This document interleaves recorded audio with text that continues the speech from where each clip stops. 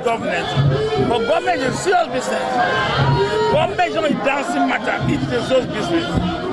There's nobody who has a science who is the government, is the dancing government. There's doctors. Government is serious business and was taken seriously by serious people and mature people as well.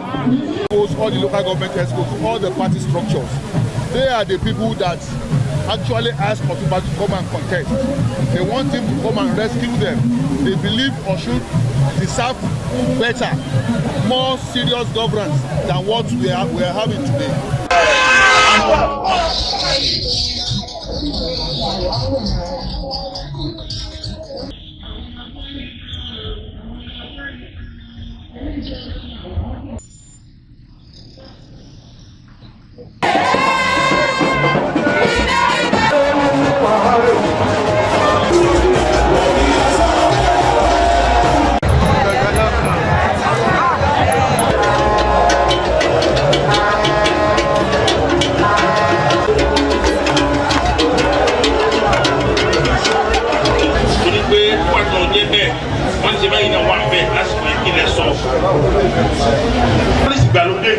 Let us go back to politics.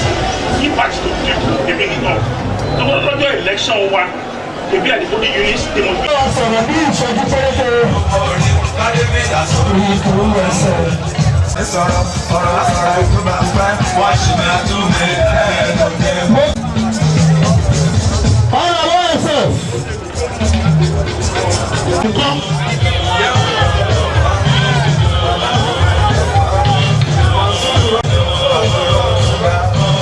No,